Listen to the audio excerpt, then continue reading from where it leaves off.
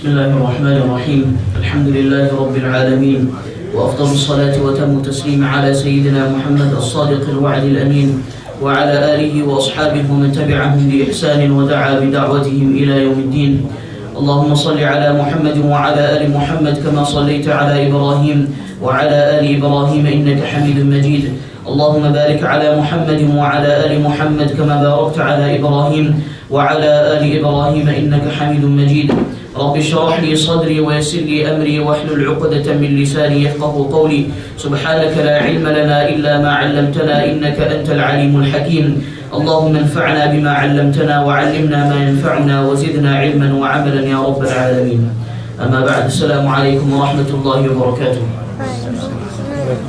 As always, we begin by praising Allah subhanahu wa ta'ala, who has given us the ability to gather here today to listen to the words of Allah and His Rasul sallallahu alayhi wa sallam. We ask Allah subhanahu wa ta'ala to grant us all the ability to benefit from this gathering today, and we ask Allah subhanahu wa ta'ala to grant us the ability to make it a means of success for us in this life and in the life hereafter, inshallah. So we are currently on the 17th hadith of Imam Nawawi rahimahullah's 40 ahadith. Last week we talked about a very important hadith wherein the Prophet sallallahu alayhi wa sallam, he talked about not becoming angry at the effects of anger, and we talked in detail about the causes of anger, what should a person do when he becomes angry, etc. Today's hadith is regarding ihsan, and what does ihsan mean, and the beauty of ihsan, the ruling of ihsan. So Rasulullah sallallahu alayhi wa sallam in this hadith, I'll read the hadith in Arabic inshallah, and then we will translate. عن أبي يعلى شداد بن أوس رضي الله عنه عن رسول الله صلى الله عليه وسلم قال: إن الله كتب الإحسان على كل شيء، فإذا قتلتم فأحسنوا القتلة، وإذا ذبحتم فأحسنوا الذبحة، وليحد أحدكم شفرته وليرح ذبيحته. رواه مسلم. This hadith is narrated by Shaddad ibn Aws radiallahu anhu. He mentions from the Messenger of Allah sallallahu alayhi wa sallam that he says, certainly Allah has prescribed and ordained ihsan upon each and everything. So if you kill, then perfect your killing. And if you sacrifice an animal, perfect your sacrifice. And let one of you sharpen his knife. And let one of you put to rest his sacrificial animal. And this hadith is in Muslim. So first of all, this hadith talks about ihsan. What is ihsan? Ihsan is normally translated in the English language as perfection, to perfect something. Now, what does that mean? That means that when a person carries out a certain action, he should do that action in the best way possible. Now the ulama, they talk about the different types of ihsan. And they say that there is one type of ihsan which is to do with ibadah. And this means that whenever a person, he worships Allah subhanahu wa ta'ala, he should do it in such a way that it is as if Allah subhanahu wa ta'ala is watching him, or he can see that Allah subhanahu wa ta'ala is watching him. And this is highlighted in another hadith, the hadith of Jibreel alayhi salam, wherein Rasulullah sallallahu alayhi wa sallam, he says that Umar radiallahu anhu mentioned that a man, he came to the Prophet sallallahu alayhi wa sallam and he asked a few questions, and one of those questions was that what is ihsan? What does ihsan mean? So the Prophet sallallahu alayhi wa sallam, he says that ihsan is for you to worship Allah subhanahu wa ta'ala as if you see him. And if you can't do this, if you can't reach this level, then you should remember that he is watching you. Now when a person performs his salah, or he performs any act of worship, and he keeps this point in mind, that Allah is watching me, or he worships Allah subhanahu wa ta'ala as if he can see Allah subhanahu wa ta'ala, then this act of worship will be amazing.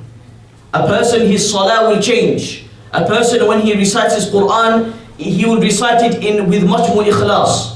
A person who is performing his tahajjud will be on a different level. This is what ihsan means. So this is the first type of ihsan. The second type of ihsan is ihsan to do with people. So when you're dealing with people, when you're dealing with your parents, when you are working, you have ihsan when you are working.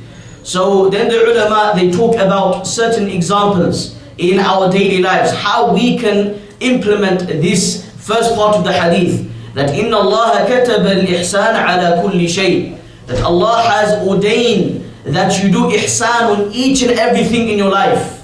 So for example, you go to work and you have to be at work at 9 a.m. every single day, right? And you have to leave your office at 5 p.m. every single day. Now your ihsan in this sense is that you be there at 9 a.m. and you leave at 5 p.m.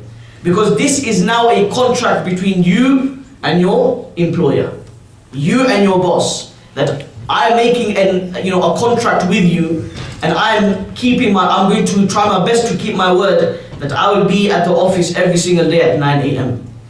Now for you to do ihsan in terms of your job is that you carry out your duties to the best way possible. For you to do ihsan in your studies is that you revise whatever you have learned. You do the homework that has been set. That coursework that has been set, you carry that out. An exam is coming up, for you to do ihsan in that exam is for you to try your best, for you to prepare for that exam. That is what ihsan is. And ihsan, dear brothers, is in each and every aspect of life. It is not just in ibadat, but it is also in mu'amalat. Mu'amalat meaning dealing with people. When you are buying and selling, ihsan is for you to be honest with your customer, that there is a certain fault in this item that I am selling you. Are you okay with it? And this is why in the books of fiqh, when they talk about the masail of buyu', the masail of trading, the rules and regulations, what makes a transaction void. So one of the things that are mentioned is, with regards to the rulings, is that when a person, he purchases an item from you, then he has the right for approximately 3 days wherein he can give that item back. Okay, it's called khiyarul uyub or khiyarul aib, that he has a choice. If he finds a fault in that item that you did not disclose to him for whatever reason, either you knew that there was a fault, and that's a fault on your half or on your part, that you didn't tell him that there's a fault with this phone, that this phone, there's a problem with the keyboard, or there's a problem with the camera. You don't tell him that, and you sell him that item. And now because you didn't tell him that fault, he has that choice, that when he sees that item that he's got a fault, then he has that right to give it back to you, right? Islamically speaking. So ihsan, dear brothers, is in each and every aspect of our lives, not just ibadah. Allah subhanahu wa ta'ala, He mentions the ruling of ihsan in the Quran, and He mentions in Surah Al-Nahl that inna Allah ya'muru bil adli wal ihsan, that Allah subhanahu wa ta'ala, He commands you to uphold justice, and He commands you to do ihsan. Now notice how adl and ihsan go hand in hand. Adl means upholding justice, for you to be just, for you to be fair. If you're in a position of power, whenever you pass a ruling, you are fair with that ruling. And this is the meaning of ihsan in terms of judgment. That if you are a judge in a Supreme Court, a case has come to you, and when you have to judge between two people, two parties, then it is necessary for you to do ihsan when you are giving that judgment. And that ihsan is adl. That's why Allah mentions adl and ihsan at the same time, right? Allah in the Quran, He says that He talks about the importance of respecting the parents. Allah says, وَبِالْوَالِدَيْنِ إِحْسَانًا, that we have obligated that you be good with your parents. But the word ihsan doesn't actually mean good. This is a translation that we find good. But ihsan doesn't only mean good, it means do the best you can in serving them. Because like we said, ihsan means perfection. Perfect your khidmah to them. Perfect your servitude to your parents. Serve them in the best manner possible. Respect them in the best manner possible. Say good words to them. This is the meaning of ihsan. Now moving on to the next part of the hadith. So like we mentioned, in our daily lives, we have to bring this ihsan in our lives. So we mentioned that ihsan, if you're a student, that when it comes to studies, you have ihsan in your studies by working hard, by doing the work that is set, by respecting your teacher. And with regards to work, you do ihsan by turning up at work in the first place, coming to work, and thereafter coming to work on time. You do not leave your work before 5 p.m. If your contract says that you're here till 5 p.m., you don't leave your work before 5 p.m. Unless the boss tells you, okay, you can go. That's different. But for you to do a sly one, the boss is not here today, let's go early. You're breaking that contract. Can you see? This is not the quality of a Muslim, dear brothers. Unfortunately, I've mentioned this on many occasions, that we think Islam is only in our ibadat. For you to be a perfect believer, for you to be a person who has taqwa, then your Islam will come in these things as well. That even though you are working in a company which is run by disbelievers, doesn't mean your Islam doesn't enter there as well. Your Islam counts there the most. You need to give a positive message of Islam. Now your work, your boss, when he looks at you, you are the only Muslim in the company, and you are the only one that is always getting the work done. You're the only one that has been on time 365 days of the year. You're always there, right? You don't pull no fake sickies, right? Where you call in sick and you say, I'm not feeling well today, but you're actually lying. This is not the quality of a believer. A mu'min, a true believer, what will he do? He will go to work on time. He will be dressed in an appropriate manner. This is ihsan as well. Being dressed, wearing decent clothes, looking presentable, smelling nice, looking nice, being clean. When you go to work, your desk should be clean. This is ihsan. At home, your room, it should be clean. This is ihsan. You're doing ihsan in your cleanliness. Right? So dear brothers, Islam is not a religion, like all other religions, where we have, a certain day where we have a religion, but all of the other days we don't really have a religion. Islam is not a religion where it is restricted to the four walls of the masjid, but rather Islam is a way of life. Islam teaches us that we need to give a positive message to the non-Muslims. Now Mr. John, who's your boss, who's your manager, when he looks at you, you'll say, this guy's a good guy. He's a Muslim, and you see there, brothers, subhanAllah, something just popped in my head. A lot of people have this complaint that when we go to work, the manager doesn't give us a room for salah, right? Now, you say that's one side of the story. You speak to the manager will say, yeah, you know why? Because he never comes on time. He's always, dressed inappropriately. He's not presentable. He doesn't get the work done. He leaves whenever he feels like it. He takes loads of sickies, right? He does all of this. How do you expect this non-Muslim to give you a room? And this case actually came to one scholar, and he said that from today onwards, come on time, get the work done, and work the way you should be working, and then ask your manager. He did this for a certain amount of time. Then he asked the manager, can I have room to pray? I need to pray 5 minutes. The manager gave him a room. Can you see? So before you make judgments that, these disbelievers, blah, blah, blah, you say all sorts. Before you make these judgments, assess yourself. This is a big problem with us. We never ever point fingers on our own selves. That what are we doing? Are we, if you are fulfilling the rights that the manager has upon you, you're fulfilling his rights, and then you ask for a room, and then they still say no, then you have a right to complain. You have no right to complain if you are not doing ihsan in your work. If you're not doing ihsan in your workplace, you're not getting the job done. You're being rude to the manager. This is not ihsan. Now see, dear brothers, when the non-Muslims see the good conduct of a believer, they will see, a different Islam. And this, that message that the media portrays, that negative message that the media portrays all the time, they will completely ignore that. And they will say, look, actions speak louder than words. My employee, he is working, and he's asked for a room to pray. I've given him that because he is upholding my rights. My right upon him is that he gets the work done. We've made a deal that he comes at this time, he comes at this time. And when we do this, dear brothers, this is when people's, mentality towards Islam will change. Okay, something very, very important that we need to think about with regards to ourselves. And if we don't do this, what will happen? They will think, all Muslims are the same. That they want their rights, but they're not willing to fulfill our rights. So why should we give them their rights? It is our right to have a room so that we can pray our salah. It's our right. However, you're not fulfilling his right, so why should he give you that right? Okay, so it's something, inshallah, dear brothers, we really need to think about. That when we go to our workplaces or our universities, our colleges, we need to see how much ihsan do we have in our lives. Okay? Now the Prophet ﷺ, in the next part of the hadith, he gives an example.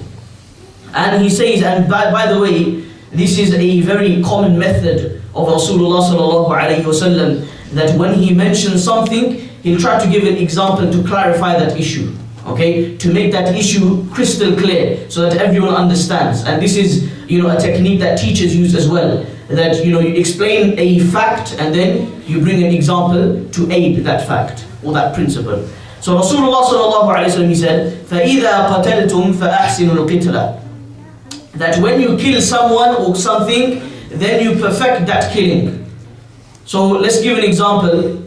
By the way, this is, this statement, it is very general.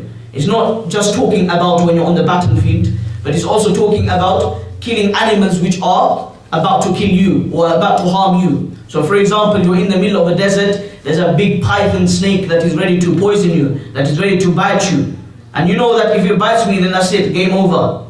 So what do? In order to defend yourselves, you kill that snake, or you kill that lion, whatever, right? But Rasulullah sallallahu alaihi wasallam is saying that if you're in that situation, wherein, a wolf comes to you, or a hyena comes to you, or all of these dangerous animals come to you to harm you, with the intention of harming you. That's a big, important clause that we have to put here. With the intention that it is going to harm you. Then you can kill that animal, but do it swiftly. Do it quickly. Why? Because Rasulullah sallallahu alaihi wasallam, in so many other ahadith, he has prohibited torturing animals. Right? The Prophet ﷺ, many occasions when he saw other people torturing animals because they harmed that person, the Prophet ﷺ prohibited it, straight up. And in terms of, when it comes to qisas, when it comes to the legal penalty, for example, we've talked about this before, that there are certain legal penalties in Islam. If a person, he becomes a murtad in an Islamic state, then he has to be killed. And we talked about the hikmah behind that. We've talked about it many times. Refer to the videos if you haven't been here. But we talked about this. But if you're in this situation that we are under an Islamic governance, and something happens that a person, he becomes a murtad, he becomes a heretic, and he turns away from Islam, we give him a chance, but he still doesn't, want to come back to Islam, then under an Islamic government, this person will be killed. Now when this happens, again, we have to bring this qa'idah, this principle into that as well. That when you are going to kill him, do not kill him in such a way that he's going to suffer, and then he will die.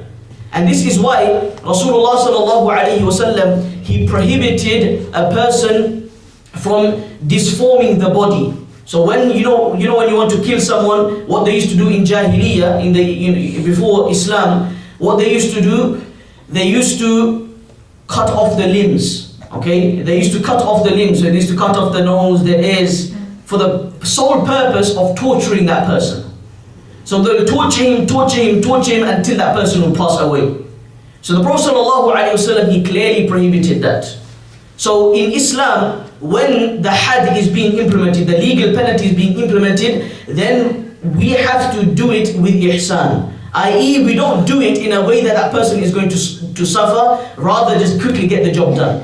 Okay, this is the meaning of ahsinul qitlata. Then the Prophet ﷺ, he gives another example, and he says, وَإِذَا ذَبَحْتُمْ فَأَحْسِنُوا الذِّبْحَةَ. That when you sacrifice an animal, okay, a sheep, a goat, a cow, a camel, or a chicken, whatever, then فَأَحْسِنُوا الذِّبْحَةَ, sacrifice that animal with ihsan. Sacrifice that animal with ihsan. How do we do this? The Prophet ﷺ, he tells us in the next part of the hadith, وَلْيُحِدَّ أَحَدُكُمْ شَفْرَتَهُ. That for you to do this, you need to make sure the knife has become sharp. It is very, very sharp. Why? Because a sharp knife, what will it do? It will slit the throat very, very quickly. Okay, it will slit the throat very, very quickly. Now, a knife that is blunt, dear brothers, it is not very sharp. What do you have to do? You have to really, dig in. Okay, and you have to put a lot of force. Will that give comfort to the animal, or will that harm the animal? It will harm the animal, right? If you, for example, put an animal as a target, so you hang a goat on the wall and you start throwing arrows at it. They used to do this in Jahiliyyah. You know, you put a chicken on the wall, that chicken is crying, and you know, you're throwing arrows at it until that, you know, that chicken dies, and then you slaughter it. Is this allowed in Islam? No. When it comes to hunting, the Prophet ﷺ, he says that you should not hunt for the sole purpose of, you know, just making a game out of it, for the sole purpose of lahu and la'ib, just for amusing purposes, for amusement. You shouldn't do this. The only reason why hunting is permissible in Islam is for the sake of consuming that animal. There is a purpose behind it.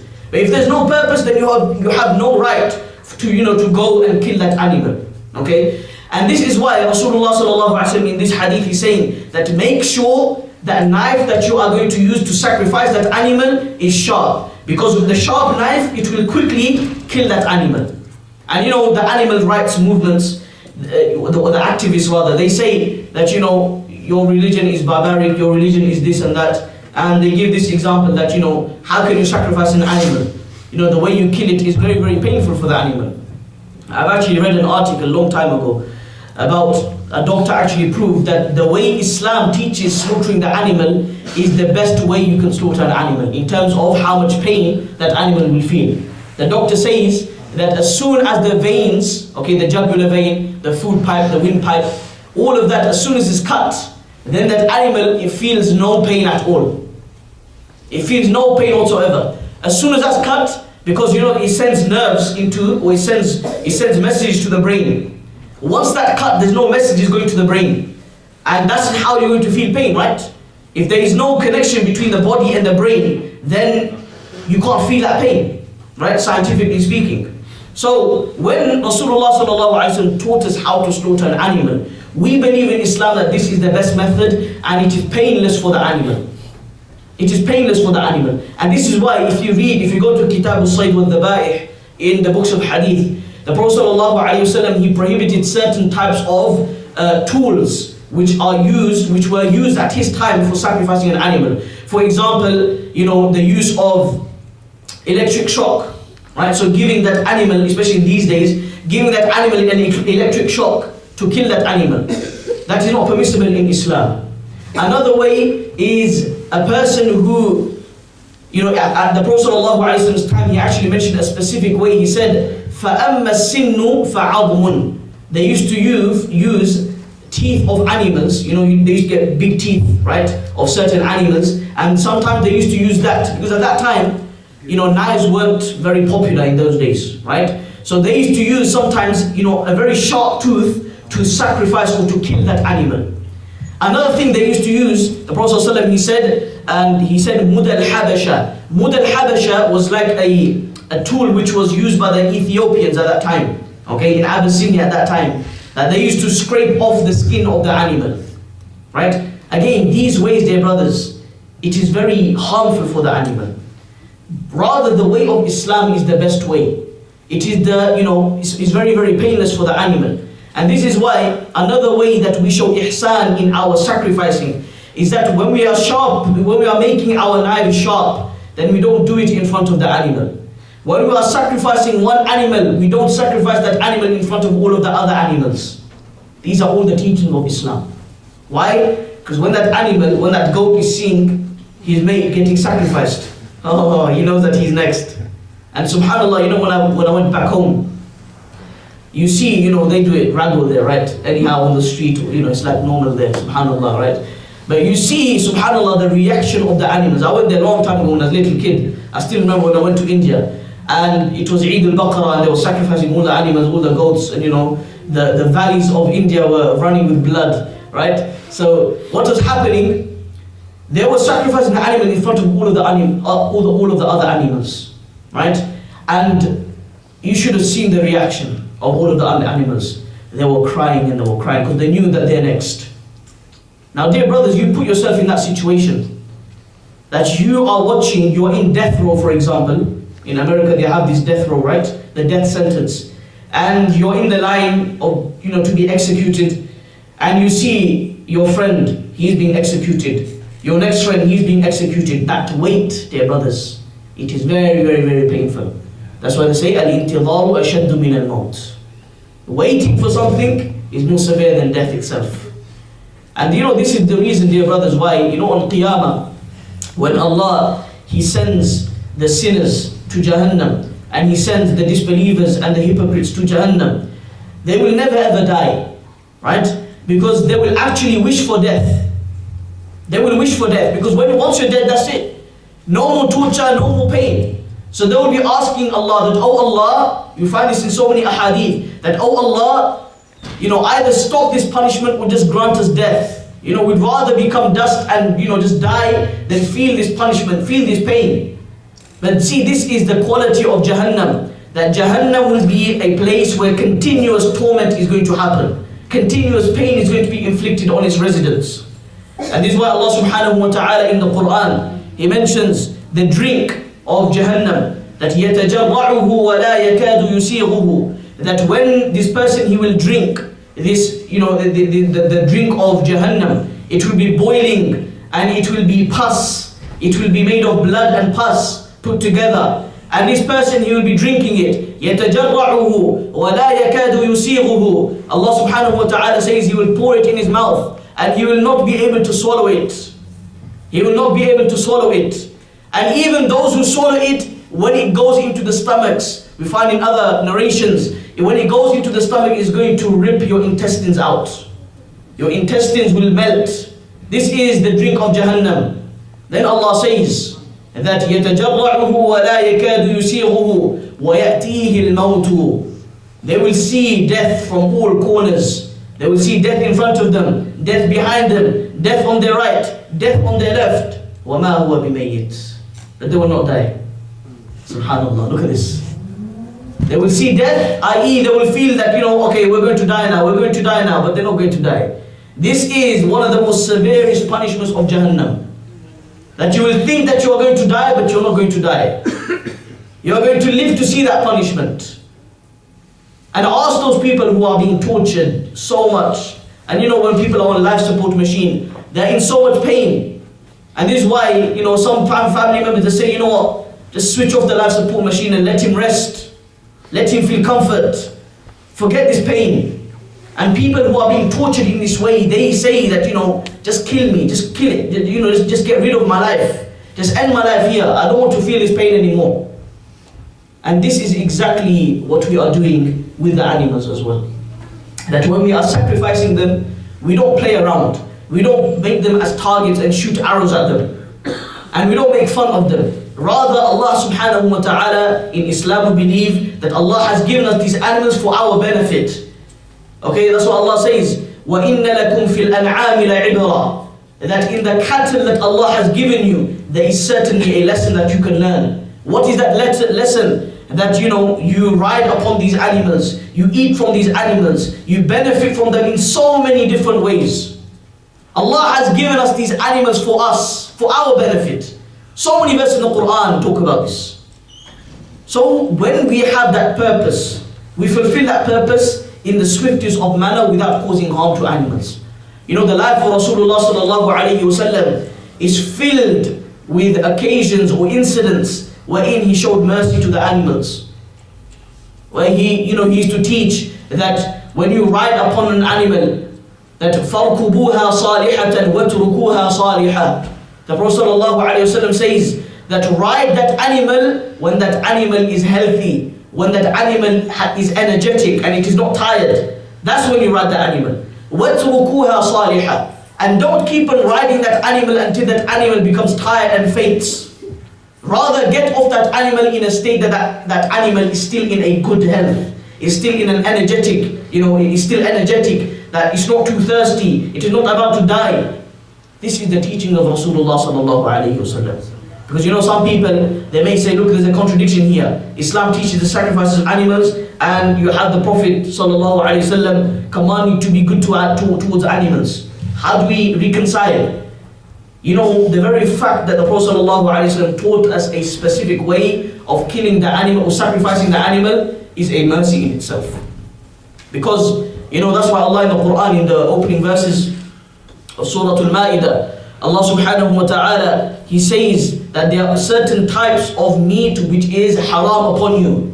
حُرِّمَتْ عَلَيْكُمُ الْمَيْتَةُ وَالدَّمُ وَلَحْمُ الْخِنْزِيرِ. First three. The first thing is carrion has been made haram for you. What is carrion? When you find dead meat just there, that animal has died because of natural causes, and you're not allowed to consume that. Right? That's haram for you. حُرِّمَتْ. Why? Because it's najasa. It's najasa, right? Because the blood has not been flushed out of the body. When the blood has not been flushed out of the body, what will happen? That blood will become contaminated, and there will be diseases. It will be harmful for your body. See the beauty of Islam. Allahu Akbar. حُرِّمَتْ عَلَيْكُمُ الْمَيْتَةُ وَالدَّمُ وَلَحْمُ الْخِنْزِيرِ. The meat of pig, pork, ham is all haram. وَمَا أُهِلَّ لِغَيْرِ اللَّهِ بِهِ. And anything that has been sacrificed for, other gods, or not for the sake of Allah subhanahu wa ta'ala, without saying the name of Allah. And this is why, according to majority of scholars, we have to say Bismillah, okay, before when you're sacrificing that animal. You have to say the tasmiyah, the name of Allah subhanahu wa ta'ala. Bismillah, Allahu Akbar. You have to say that. Only according to Imam Shafi'i rahimahullah is sunnah, right? And then, there's a whole discussion, what happens if you forget that tasmiyah, etc. But we don't want to go into this detail, otherwise you're going to become a fiqh class, right?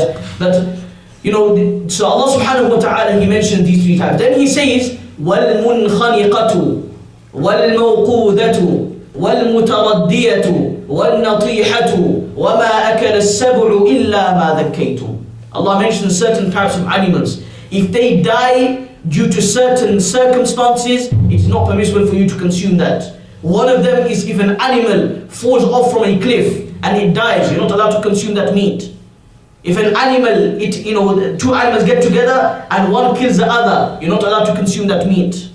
Another animal which has been hit hard on the head with a big hammer, or a big piece of metal or a rock, for example, and it dies, you're not allowed to consume that meat.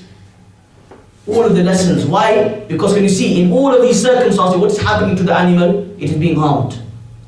You want to benefit from that animal, then how dare you give adab to that animal and then you can eat from that animal? Islam says no. It doesn't work like that. You be just to the animal, Allah subhanahu wa ta'ala is just to you. You be good to that animal, then you can benefit from that animal. It's the beauty of Islam, right? And this is why Rasulullah sallallahu alayhi wa sallam, he says that anything in terms of what you're allowed to use to sacrifice the animal, obviously you have the knife. And the Prophet sallallahu alayhi wa sallam, he made it very general, and he said that everything that anhar ad-dam, that will spill the blood of the animal, that is permissible for you to consume. Okay? And we have so many ahkam coming from this. But point being is, dear brothers, that Islam teaches that we don't harm the animals, right? And when we do sacrifice them, we sacrifice them in the best manner possible, and that is by cutting the veins so that they don't feel the pain. And we see, has anyone put your hand up if you've seen a live sacrifice taking place in front of your eyes, right? So when you see that animal is being sacrificed, what happens to the legs? They kick, right? So when they're kicking, why are they kicking? Because they're in panic mode, basically, right? They're in panic mode, and all the blood is coming out. All the blood is coming out. Can you see? This is the beauty of Islam. Such a pure religion, Allahu Akbar.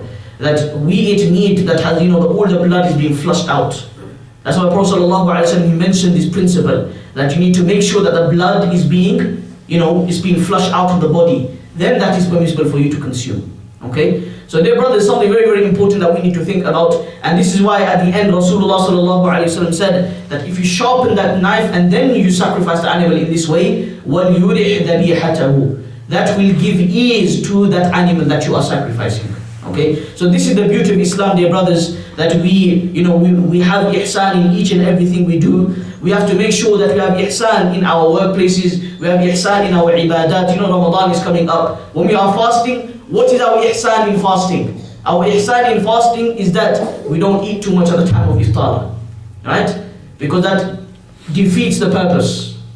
The purpose of the month of Ramadan is to make yourself away from food and drink, not for the sole purpose of, for example, losing weight. That's not the purpose, subhanallah. Some people these days, they're more excited about losing weight than the actual ajr of, fasting. They forget, what's the state of my fasting. So they measure their fasting by looking at their belly, right? Has my belly gone down, or has it gone bigger? Just subhanallah, this is an opportunity that Allah has given all of us. That fasting is a means of taqwa, like I mentioned yesterday in my talk. That fasting is a means of taqwa, and we have to do ihsan in our fasting by, when we're fasting we don't backbite, when we're fasting we don't use our tongue in the wrong ways, we don't use our eyes in the wrong ways, we don't listen to that which is haram, we don't think about haram, we stay away from disobedience from Allah subhanahu wa ta'ala as much as possible. This is how we show ihsan to our fasting. Okay? So we ask Allah subhanahu wa ta'ala, dear brothers, that Allah grants us the ability to bring ihsan in all aspects of our lives. And going back to ihsan when it comes to killing an animal, or even when it comes to killing another person because of qisas. Another legal penalty in Islam is that if one person kills another person, then the person who's killed, his family doesn't forgive the person, the killer basically. They don't forgive the killer. So what's the law in Islam? Who knows? What's the law in Islam? No, blood money is when they forgive. They will be killed as well, right? That killer, he'll be killed as well. And the ulama, they talk about how he's going to be killed. So Jumhur ulama, they say, or not the Jumhur ulama, Imam Abu Hanifa rahimahullah ta'ala, and I believe it's Imam Ahmad ibn Hanbal rahimahullah ta'ala, they say that, and Imam al-Thawri rahimahullah, they all say that he will be killed with the sword only. Okay? He will be killed with the sword only, i.e. he will be executed. Okay? Another way, the other ulama, they say that he will be killed just like he killed that person. Right? So if that person killed the person who was killed, if he kills him in a specific way, then the law will say, the Islamic law will say that he will be killed in the same way. Why? Because Islam is a just religion. Right? And because there's a chance that he might have killed that person in a very harmful way. So Islam says you deserve that same punishment. However, they make an exception.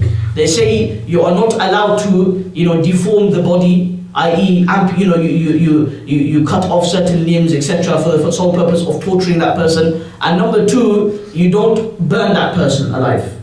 This is impermissible in Islam. You're not allowed to burn that person in Islam, because Rasulullah sallallahu alaihi wasallam in a hadith in Bukhari mentions that لا تعذبوا بعذاب الله عز وجل. That don't punish a person the way Allah subhanahu wa ta'ala is going to punish that person on the day of Qiyamah. And what is that punishment? The fire of Jahannam, right? So in Islam it's not permissible for you to kill another person because of or through the means of fire. Okay? So these are the few lessons, dear brothers, we learn from this hadith. We ask Allah subhanahu wa ta'ala to grant us all the ability to act upon what has been said. وآخر دعوانا أن الحمد لله رب العالمين. جزاك الله خيرا.